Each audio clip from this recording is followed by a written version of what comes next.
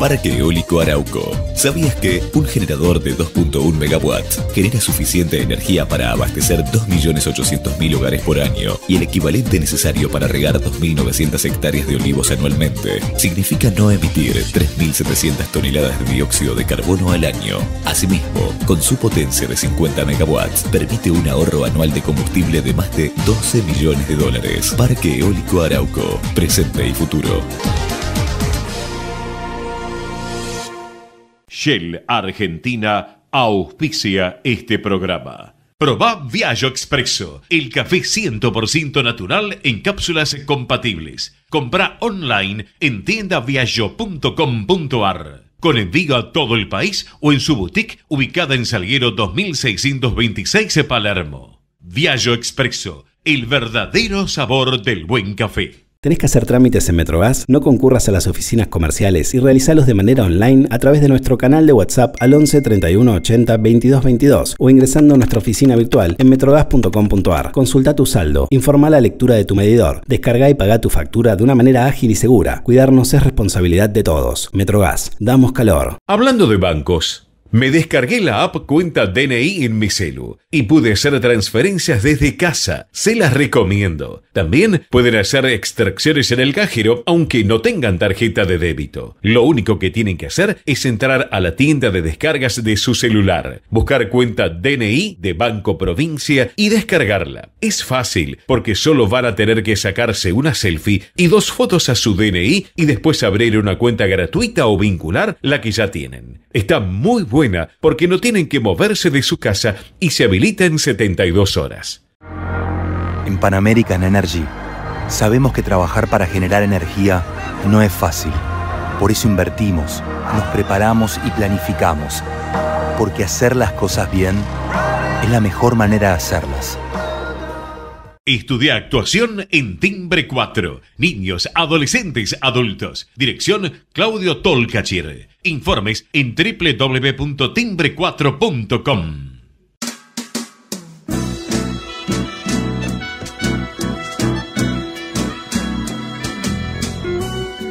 Entrevistas con los protagonistas de la política, la cultura, el espectáculo, la música y el deporte. Un diálogo abierto para pensar desde una óptica diferente. Voces y Memoria, los martes de 20 a 21 con la conducción de Hernán Dobri.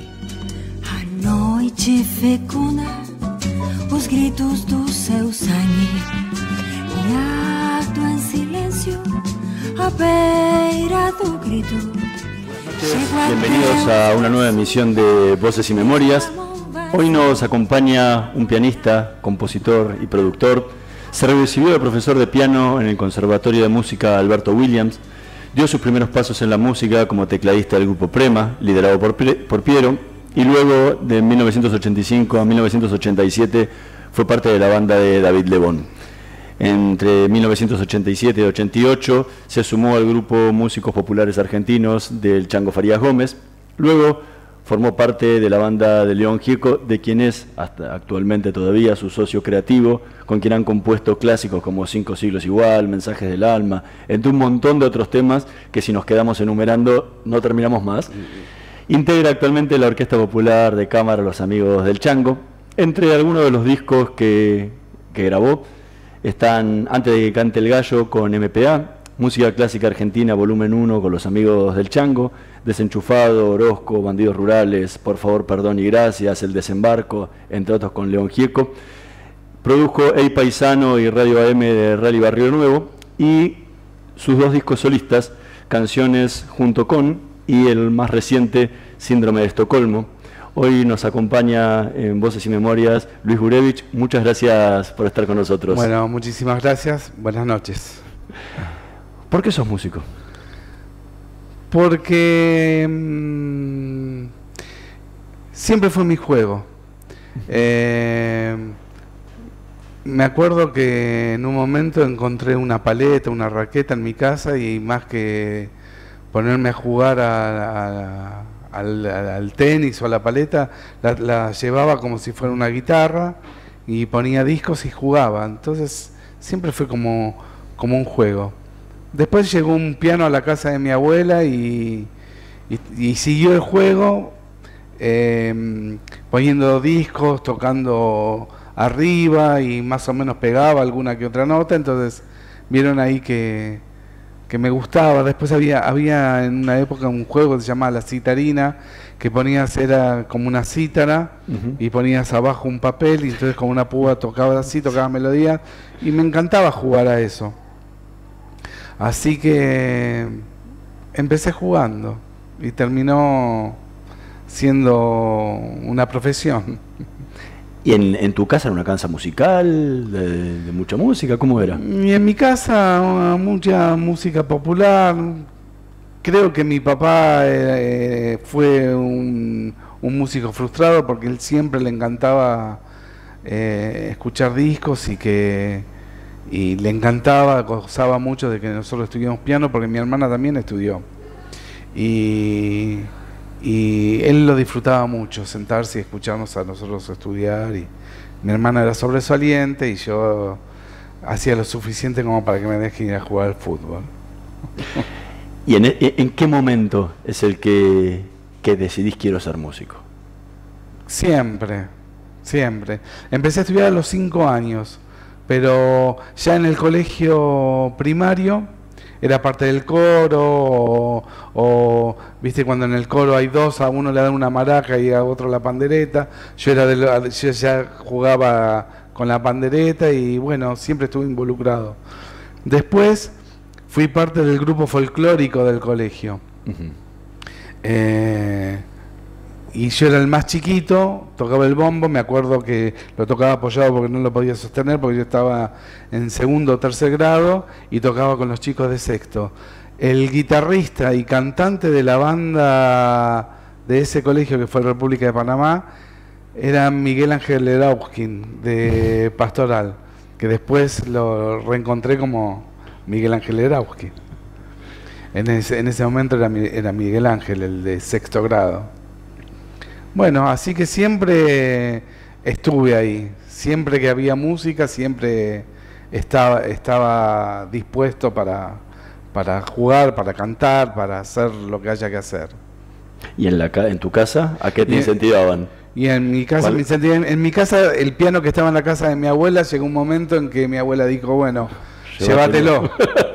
Entonces ya el piano estaba en mi casa, así que estaba todo momento que se podía, tocaba. ¿Y cuando le dijiste me voy a dedicar a la música? Y cuando dije me voy a dedicar a la música, y es como natural, cuando te gusta tanto te empezás a juntar con el amigo que toca la guitarra, con el otro que te hace escuchar algún disco, y empezás a descubrir músicas y a compartir y a juntarse y tocar canciones, y creo que eso termina siendo natural para el que quiere seguir este camino. ¿Y elegiste estudiar en el conservatorio en Alberto Williams? No lo elegí yo, lo eligió mi papá. Ok. Me dijo, ¿Pero bueno, para qué edad tenías en ese momento? y en esa época ya tenía así 10, 12 años. Ah, ok.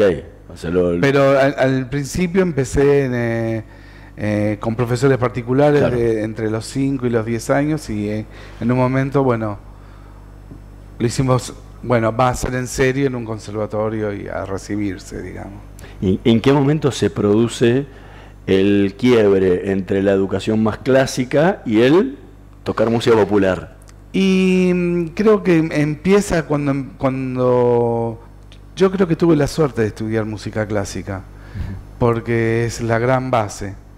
Y creo que cuando empezás a estudiar música clásica y ya te empiezan a gustar algún acorde que escuchás, o las manos se fueron a algún lado, creo que empieza la distracción, para decirlo de alguna manera, en el medio del estudio empezás a hacer tititite tatra, y te gustó esto y empezás a jugar por ahí, o te sugirió, mira, el tono este es de una canción que escuché, y seguís por ahí. Así que el quiebre se hace solo en uno, no sabría decir en qué momento. Pero a mí me pasó así, por ejemplo, jugar y estar estudiando y encontrar cosas que me gustaban o que me llevaban hacia lugares que había escuchado y que no sabía de qué manera se hacían, las había encontrado de cómo hacerlas, digamos. Y en ese chico que soñaba, que jugaba con la paleta Sí. a la guitarra, ¿con qué música soñabas? ¿Con qué te gustaba? ¿Qué te gustaba Los Beatles. tocar, hacer? Y después en la época más adolescente, bueno, qué sé yo, cuando todos tocaban, sabían tocar la guitarra, uno siempre aprendía a chapotear porque si no se quedaba afuera. Pero cuando llegó, por ejemplo, Vida de Sui Generis, nos dio vida a todos los que tocábamos el piano, porque empezaron las canciones a ver quién sabe tocar el piano, a tocar esas canciones. Así que en esa adolescencia haber descubierto a Charlie fue también todo un camino. Las canciones de él nos dio, ese disco Vida nos dio vida a todos los que nos gustaba tocar el piano. Y a partir de ahí empezaste a meterte más en Y a partir el ámbito de ahí las bandas, porque antes las bandas era el cuarteto típico, guitarra, Claro. segunda guitarra, bajo y batería. Y sí, había que tener conseguirse un órgano, algo para poder participar. Así que conseguí mi órgano y empecé los sábados a la tarde eternos de juntadas y de distintas bandas donde, bueno, cada uno mostraba las cosas que tenía y bueno, y esos incentivos para empezar a hacer las primeras cosas o las primeras canciones, que tardé mucho en animarme, por otro lado. A mostrar lo tuyo. Y a componer, a hacer canciones. ¿Por qué? No sé, qué sé yo, en su momento no me fue fácil mostrarlo o exigente, decir no. Pero sí componerlo, no mostrarlo, pero sí componerlo. Sí, componerlo, o no terminar de desarrollarlo, hacer pequeñas ideas y que se hayan quedado en el camino. ¿Y en qué momento se dio ese quiebre? Es decir, empiezo a mostrar lo mío. Y cuando empecé a tocar con el Tano Piero, porque ahí conocí a enormes músicos, o sea, venía de un mundo muy under, muy de bandas de amigos o de tocar alguna vez en una fiesta o eso, y me encontré con el Mono, que venía de estudiar con Jean-Pierre Rampal en Francia, y de tocar con los grandes, con Paquito de Rivera. O sea, yo ni sabía quiénes eran, después me fui enterando de quién era el tipo que tenía al lado y con quién había tocado. O Mancini, que había tocado con La Pesada del Rock and Roll, y la Banda del Paraíso, las primeras bandas de Argentina. Juan Tordó, que había sido el baterista de Raíces, de tantos grupos. En el bajo pasaron varios, pero el primer bajista con el que toqué fue Morsi Requena, que había vuelto con Miguel Cantilo de España y había sido la Cofradía de la Flor Solar. O sea, me encontré en un mundo donde también me incentivaron mucho. Después, en un momento, el bajista fue Alfredo Tot, y creo que Alfredo fue de los primeros que le mostré alguna canción, y él me incentivó mucho, le dio valor, está bueno, y creo que eso fue lo que hizo que me empiece a animar cuando los demás me decían que lo que estaba haciendo les gustaba, para decirlo de alguna manera. ¿Y cuál fue, te acordás cuál fue tu primer tema que tocaron? Mi primer canción que tocamos, hay una que hago en Síndrome de Estocolmo, que se llama Otorget, que tiene muchos años, que es una canción que hicimos con el Mono, y que una música, ¿no? Y que el Tano Piero en un par de oportunidades nos dijo, toquen ese tema en un intermedio o algo así. Creo que fue la primera vez que tocamos un tema que yo había compuesto. ¿Y qué sentiste en ese momento? Que Y tocaban tu pudor, viste, o qué sé yo, no sé. A mí no soy tan cara dura, creo que me dio más pudor que otra cosa, pero bueno, fue hermoso. ¿Cómo llegaste a ese prema? Pues estaba hablando todas figuras, pues eras Sí, jovencito. enormes, todos unos nenes. Llegué por como un casting. Okay. Había tocado El primer pianista fue Billy Reuter, un enorme músico. Después fue Alejandro Lerner. Después fue Babú Cerviño. Y Babú dejaba la banda porque él tenía un proyecto que se llamaba Tantor. Y él le quería con Héctor Stark, Marcelo Torres y Rodolfo García. Y él le quería poner toda su polenta a esa banda, entonces dejaba el lugar.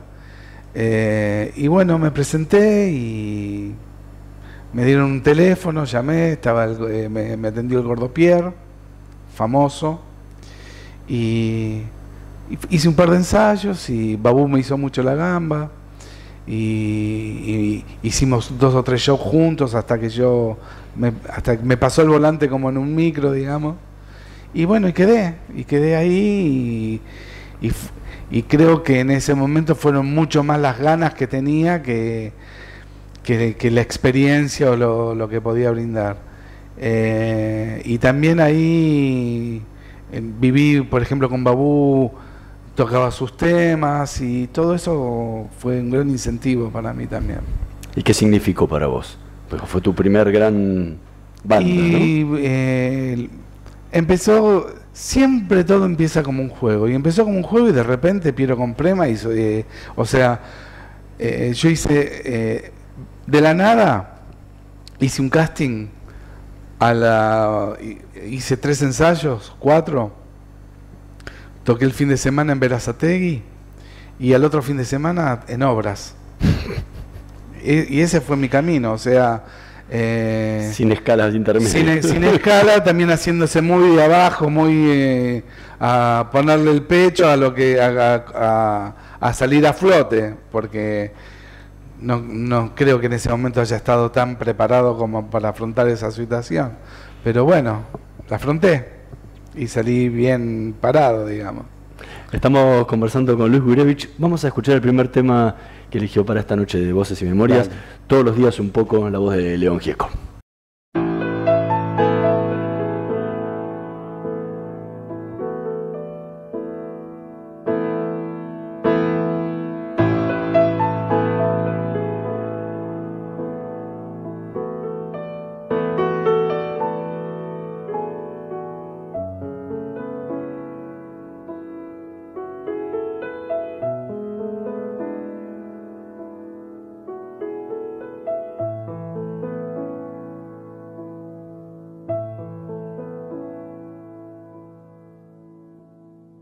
Si una estrella más cayó, este cielo llora.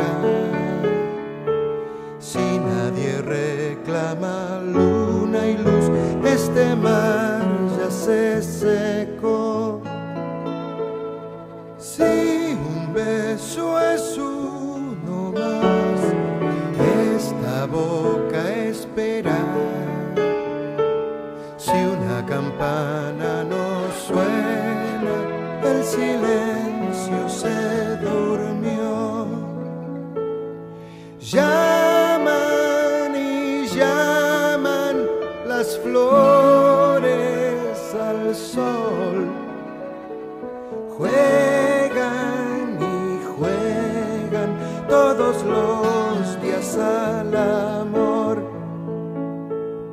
Si no me llamas como hace la flor, te iré olvidando todos los días un poco.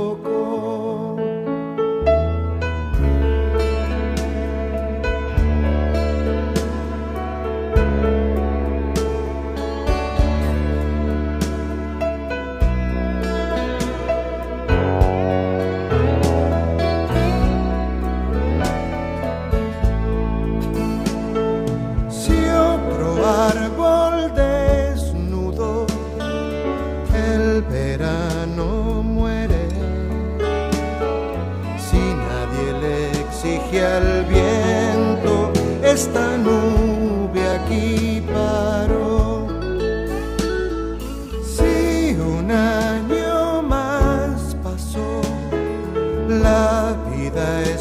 más corta. Si no sacudes al tiempo, ni un intento queda en vos. Llaman y llaman las flores al sol. Juegan y juegan sin pensarlo al amor.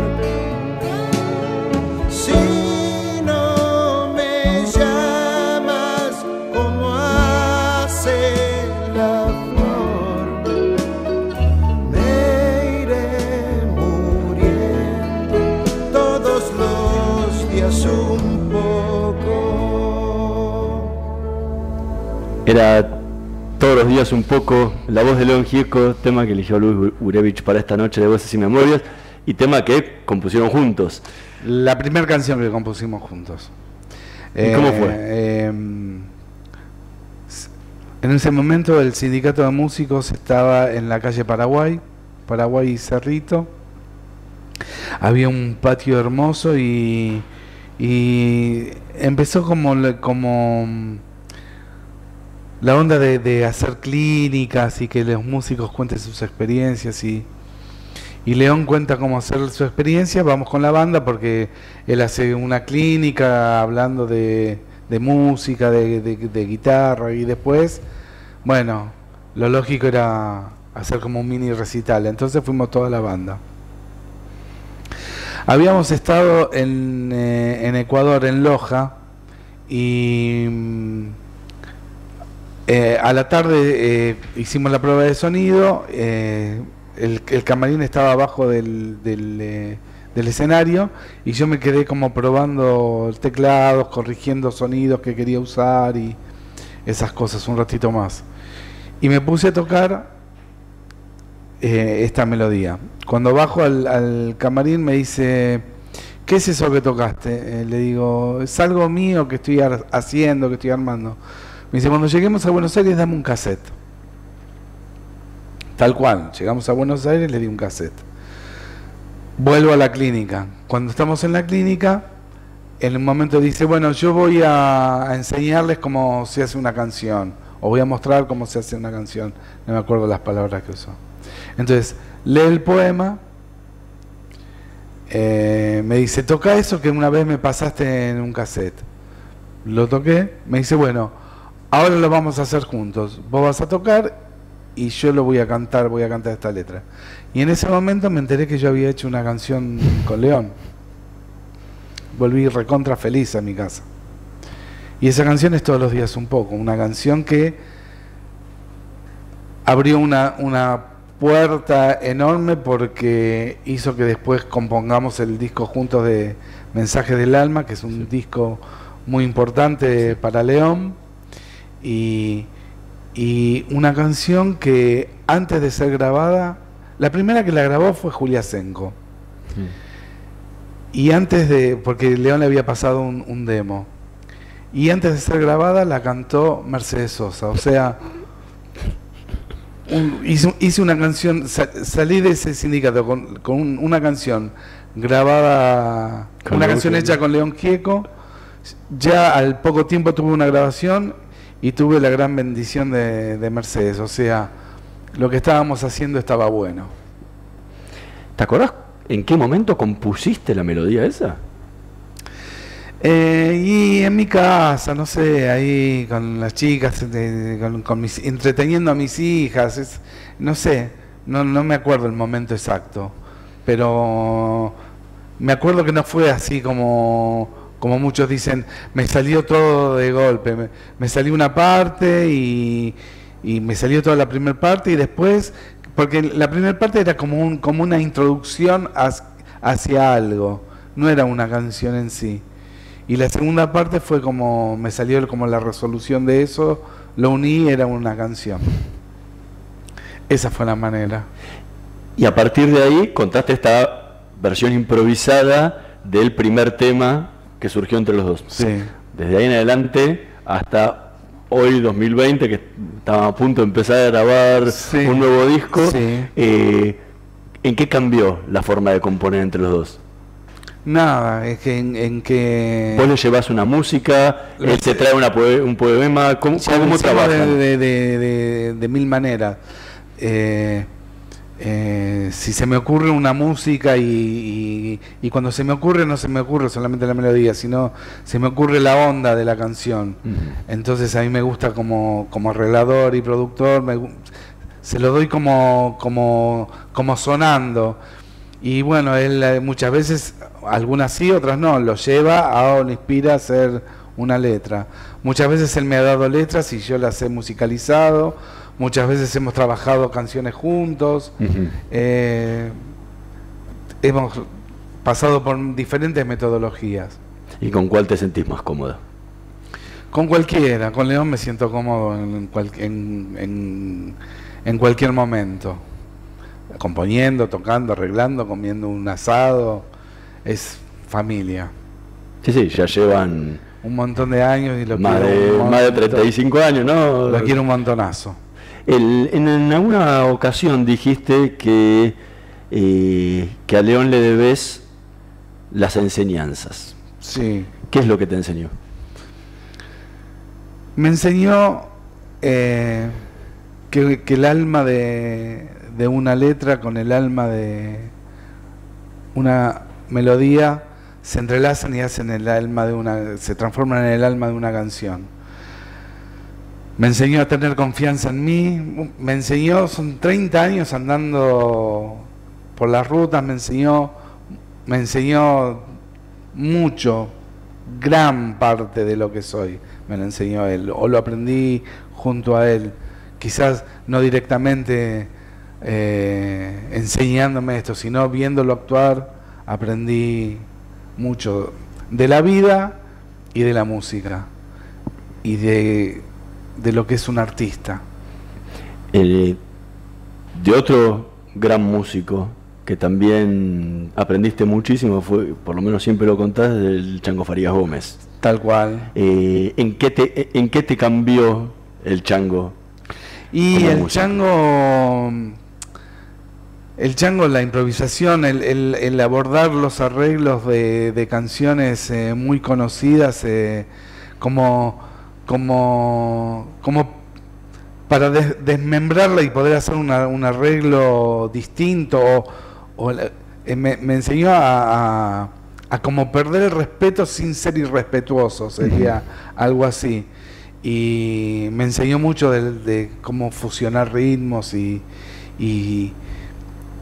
cómo todo está, cómo la música está emparentada y aprendí mucho, me sirvió muchísimo como arreglador, como compositor.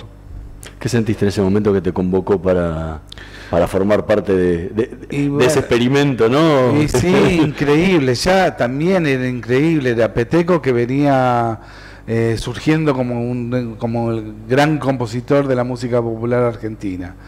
La voz de Jacinto, toda la experiencia, la voz de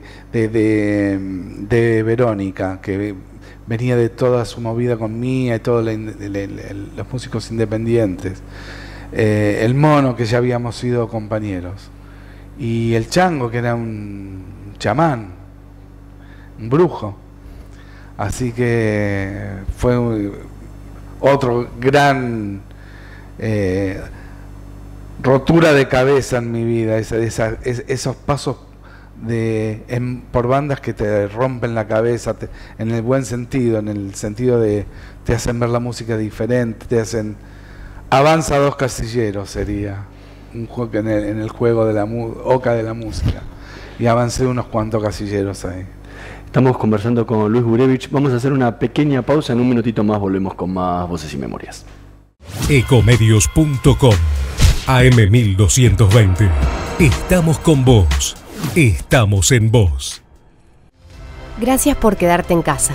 Gracias por no ser familiero. Por el aguante de vivir sin fútbol. Por hacer que cada día sea distinto para los más chicos.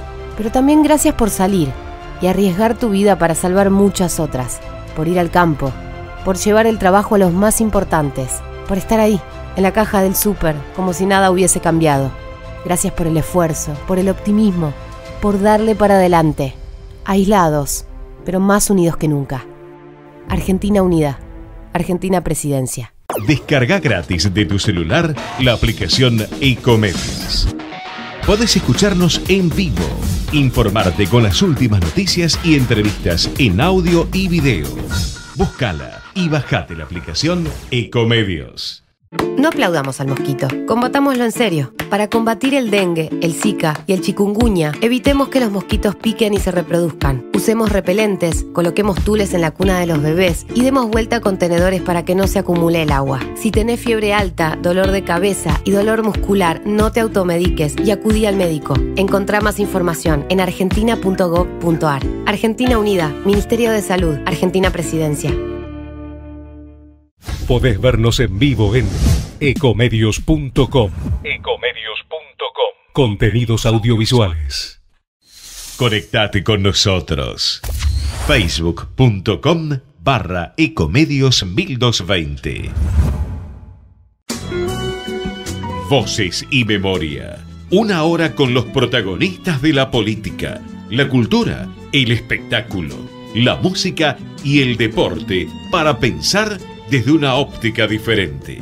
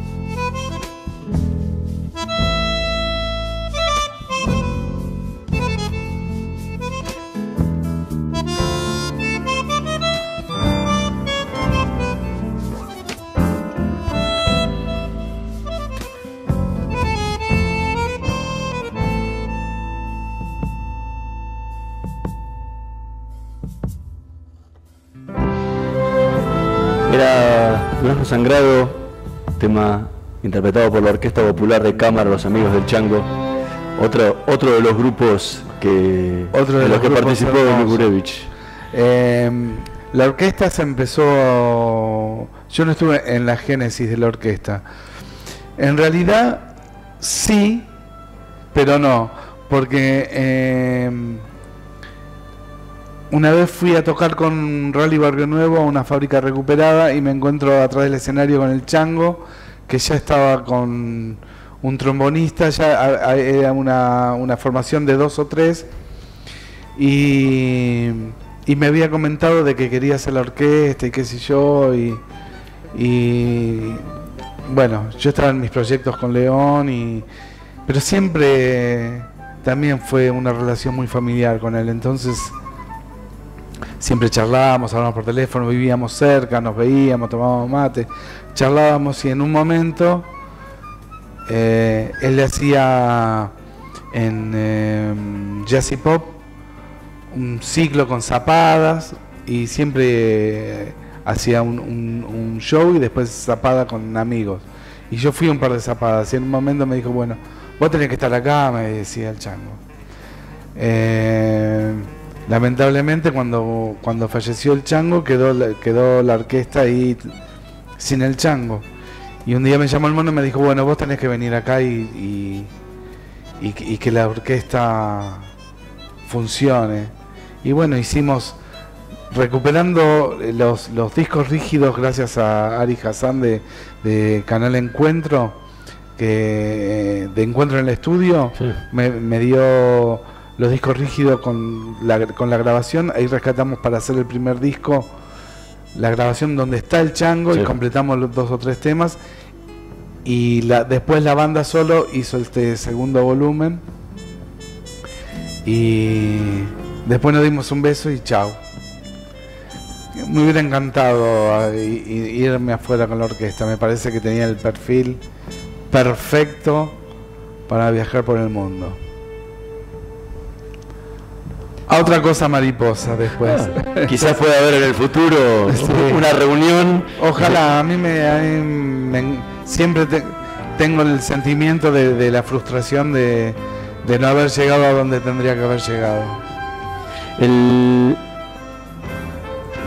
En el show de presentación de Síndrome de Estocolmo, sí. León contaba una anécdota, la ha contado muchas veces de cómo empezaron a componer juntos, sí. Que más allá del primer tema, que él decía que llegó un momento en que sentía que se estaba autoplagiando, sí. Y repitiéndose en lo que componía. ¿Te pasa eso?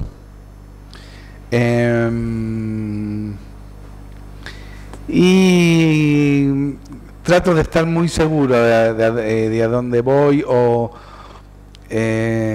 todas estas experiencias también hacen que, como lo de Síndrome de Estocolmo y estar todo el día tocando y tocando con otros músicos, también hacen que uno aprenda y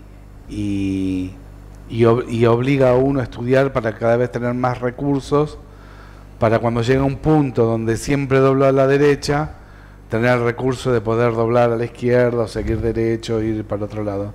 Entonces, cuando siento que ya pasé por ese lugar muchas veces, freno y me pongo a ver otros lugares a donde se puede ir. Eso que recién decías de estudiar, ¿para eso te empezaste a estudiar con Gabriel Senanes? Gabriel otro avanza 2, 3 casilleros. Gabriel me enseñó mucho, porque con Gabriel cuando lo llamé le dije, yo quiero aprender a escribir arreglos de cuerda.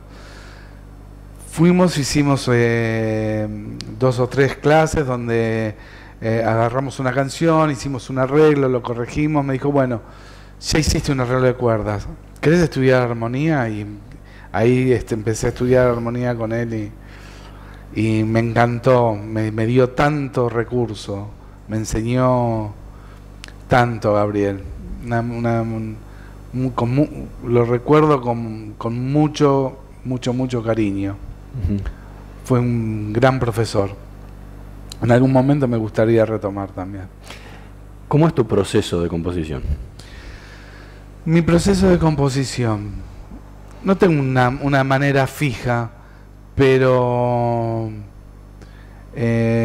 generalmente me levanto a la mañana, me hago unos mates y si no tengo nada que me distraiga, me siento a tocar, me siento a estudiar, me siento a leer alguna partitura, siempre con el grabador al lado, y cuando empieza a salir me pongo atento. Pero lo haces con un plan de voy a hacer un tema para León, no. Voy a preparar una melodía para un disco, y como fue el caso de Síndrome de Estocolmo. Cuando me va saliendo, me va saliendo. Siempre que me sale algo, siempre pienso en León, porque es una química y es una relación de hacer muchas canciones juntos. No, lo voy haciendo. Va saliendo y le voy prestando atención a lo que viene. León siempre me dijo muchas veces una frase de Picasso que decía que la inspiración es algo que mejor que te agarre cuando estás trabajando. Entonces, eso me quedó, algo que me quedó grabado de cuando me lo dijo. Así que siempre que puedo me pongo a trabajar. Y si viene, viene. Lo bueno y la confianza que él me dio como autor, como compositor, es que cuando viene me doy cuenta de que está viniendo algo. Ya tengo la experiencia de saber que lo que viene es. ¿Y cuál es el paso siguiente a partir de esa grabación de cuando surgió? ¿Cómo lo trabajás después? Nada, lo empiezo a arreglar, le voy dando onda, lo voy llevando para distintos lugares. Me gusta mucho versionar. También Leo me dio mucha confianza para versionar, dice que soy un buen versionista. Y entonces empiezo a versionar las propias cosas que me van saliendo y bueno, y las voy llevando hacia lugares populares o ahí empieza todo ese trabajo que aprendí con el chango, de mezclar los ritmos, y bueno, cuando lo veo que está bueno, siempre está ahí para mostrar. ¿Y cómo te sentís del otro lado de la consola, cuando te toca la parte del productor? Me gusta mucho ese trabajo y me gusta mucho también el trabajo de no estar siempre involucrado, de tener que tocar y de corregir y de darme cuenta de que lo que viene está bueno, o si veo que a mí se me ocurre algo que puede ordenar eso de alguna manera, tirarlo. A mí me gusta, es lindo el laburo de producción. Y con Rally Barrio Nuevo, ¿cómo te llevaste en esos dos discos? Pues me llevé, ¿fue el productor de los dos? Me llevé muy bien. El Paisano fue un disco que cuando lo empezamos a hacer, Rally quería hacer algo diferente. Me encantan los discos que quizás no son un despegue increíble para el artista, pero que le dan como la posibilidad de que el próximo haga algo porque ya pudo hacer algo acá. Entonces hicimos un poco de chacarera hip hop en El Paisano. Creo que fue un disco bastante que rompió bastante también para la discografía de Rally. Inclusive después lo hizo en vivo. Tiene un Paisano vivo. Y Radio AM me encantó hacerlo porque cuando me dijo quiero cantar las canciones que cantaba con mi papá y qué sé yo, estaba muy armado porque me dijo lo quiero hacer con Luis Chazarreta y con Elvira Ceballos, una diosa increíble, alguien con quien aprendí muchísimo también de verla tocar, que falleció el año pasado o el año pasado. Y bueno, y todas las canciones eran divinas porque eran todas canciones populares. Sí. Me encantó hacer ese disco. Estamos conversando con Luis Gurevich. Vamos a escuchar el último tema que eligió para esta noche de Voces y Memorias, Gamla Stan.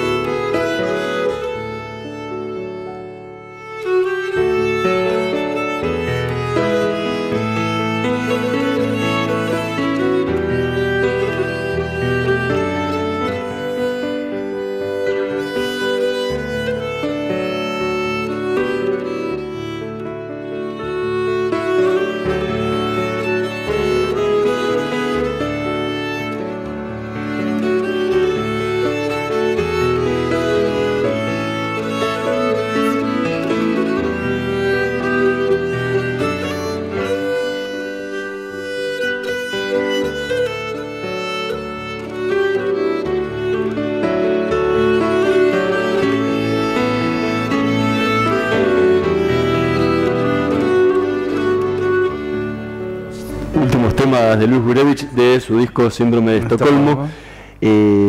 ¿Por qué? ¿Por qué este tema? ¿Por qué elegí este tema? Sí. De todos los nuevos del disco, ¿no? Sí. Hay un montón. Me gustó mucho hacer este disco porque yo nunca había hecho un disco instrumental. Y cuando tuve la oportunidad de ir a Estocolmo a grabar, había ido con la expectativa de grabar una canción, 2 canciones, y en realidad grabé un disco con músicos increíbles. Esta canción la elegí para grabarla con Emilian Per, que toca un instrumento que se llama níquel harpa, que es como un violín con 10 cuerdas y que no se presiona, sino que se tocan teclas. Elegí esta canción porque es el puntapié inicial al próximo disco de León. León eligió esta melodía, le escribí un poema que se llama Las ausencias, que la tocamos con León en el show, que también se estrenó cuando se hizo Juntos por el Garraham en el Teatro Ópera, la tocamos, y fue como la primer canción del nuevo disco, y me produce mucho amor haber encontrado una nueva canción que hizo que nos juntemos de vuelta a hacer un disco. ¿Por qué tardaste tanto tiempo en grabar un disco con tus propias melodías? Porque venís componiendo desde muchísimos años. Sí, canciones. Sí, canciones, pero arrancaban, como contaste antes, muchas veces solamente por la melodía. Solamente por la melodía. No sé, porque nunca se me había ocurrido hacer un disco de música instrumental, porque, qué sé yo. Porque, qué sé yo. Porque salió cuando, me parece que salió cuando tuvo que estar. Y trajo un montón de músicas que como conté en el show, que estaban dando vuelta por mi casa, que yo las tocaba solo en mi casa, y mi mujer me dijo, bueno, ¿por qué no las liberás, las tenés como rehenes en casa y las mostrás? Y por eso y de ahí, de eso de los rehenes, viene el nombre del Síndrome de Estocolmo, ¿no? Tal cual. Ese es el sentido que tienen esas canciones en el nombre de ese disco. ¿Y cómo te sentiste grabando solamente música, sin el cantante grabando sin bombos? Sí. Bueno, fue muy grato, porque la verdad que tuve la oportunidad de grabar con unos músicos increíbles. Hay un par de canciones que grabé con Beata Soderberg, no sé si dije bien su apellido, que es una chelista increíble, tiene Grammys, bueno, Emilian Per, no me acuerdo el nombre, pero es Mendoza el apellido, un contrabajista argentino que vive allá. Todo lo hicimos con Natalie Knudsen, que es una productora música argentina que vive en Estocolmo, ya van a ser como 20 años, y que tiene su propia productora y su estudio que se llama El Sol y la Luna Music, que es ella la que gestionó la beca para que vaya allá a grabar este disco. Y con Liliana Zavala, que es una percusionista cordobesa argentina que vive allá hace muchos años, que toca con todos los músicos de allá. Bueno, increíble con los músicos que grabé. Y bueno, me encantó. Fue una experiencia que me sorprendió mucho, porque como dije en un momento, fui con una pequeña expectativa de ir y grabar un par de temas ya en esa beca, y terminé trabajando un disco. ¿Y cómo le transmitiste ese clima que querías crear, en el que tienen mucho que ver muchos ritmos folclóricos argentinos, a músicos, sacando un par de argentinos que nombraste ahí, músicos suecos que por ahí jamás habían escuchado ese estilo? ¿Cómo fue ese trabajo? Natalie tiene mucho que ver, porque ella es la productora junto conmigo de este disco, y ella al estar allá y convivir con ellos y conocerlos, supo cómo transmitirle. Pero yo le decía a Natalie, déjame, yo no sé hablar con ellos, pero déjame tocar el piano y yo con la música me voy a entender. Y terminamos entendiéndonos tocando. Terminó siendo el lenguaje más universal que pude tener con ellos y que puede existir, porque creo que la prueba es que quizás no podemos hablarnos una palabra, pero en el momento de tocar surge la emoción y la música está presente. ¿En cuánto tiempo se grabó? 15 días creo que estuve allá. O sea, desde que llegaste todo el tiempo. Mañana viene una chelista increíble, a la noche escribir cello. Pasado mañana tenemos la oportunidad de que venga Ule. Ule es un contrabajista, percusionista, toca la mandolina, es un multiterreno, increíble músico. Bueno, dale, mañana viene, tengamos algo para proponerle. Y también eso hizo que yo vaya como en mi disco rígido pensando, bueno, ¿y qué música le doy a este músico que viene mañana? Entonces, por eso digo que fui con la expectativa de grabar un par de canciones y en un momento terminé sacando de mi cabeza músicas que por ahí nunca pensé en grabar y las terminé grabando. Al principio del programa decías que tu papá era un músico frustrado. Creo, no sé. ¿Cuáles son las enseñanzas que te dejó? Bueno, mi papá era grande, era una persona, no era teníamos como una generación de por medio. Se crió en el campo, muy rígido, pero qué sé yo, no sé, hoy en día cuando no puedo decir mi papá me enseñó tal cosa, pero hoy en día que ya crecí, ya tengo mis hijos, tengo nietos, me veo reflejado, me veo diciendo cosas que él me decía, entonces uno empieza a pegar se empieza a pegar la vuelta al círculo. ¿Y de tu mamá? Y de mi mamá la alegría de vivir. Le encantaba disfrutar y creo que eso es una de sus enseñanzas, el disfrute. Luis Gurevich, muchísimas gracias por habernos acompañado esta noche. Muchísimas gracias a ustedes. Nos quedaron 1000 con una de esas, sí. Gracias a Dios, mucho por decir, pero muchísimas gracias por esta entrevista y por los lugares que anduvimos. Nosotros nos vamos a reencontrar la próxima semana en la operación técnica Gerardo Subirana y Carlos Heinze, en la producción Martín Pereira Bubet. Nos vemos la próxima semana. Chao. Parque Eólico Arauco es una empresa estatal que genera recursos genuinos al transformar el viento en energía eléctrica y con sus utilidades impulsar el desarrollo productivo de La Rioja a través de mecanismos que permitan hacer sustentable la producción agrícola ganadera en la provincia. Parque Eólico Arauco, presente y futuro.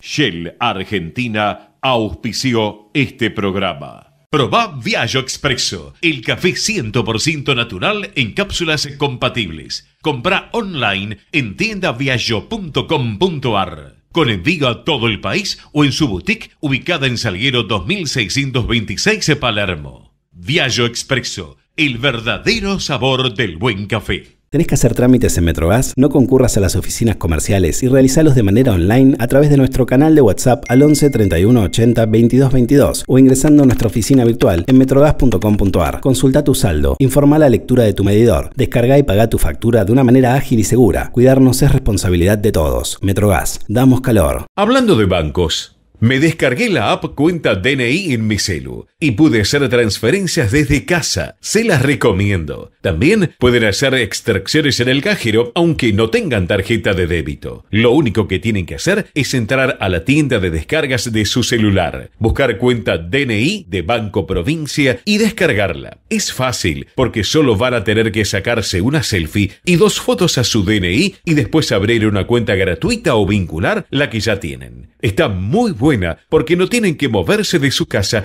y se habilita en 72 horas. En Pan American Energy Sabemos que trabajar para generar energía no es fácil. Por eso invertimos, nos preparamos y planificamos. Porque hacer las cosas bien es la mejor manera de hacerlas. Estudia actuación en Timbre 4. Niños, adolescentes, adultos. Dirección Claudio Tolcachir. Informes en www.timbre4.com.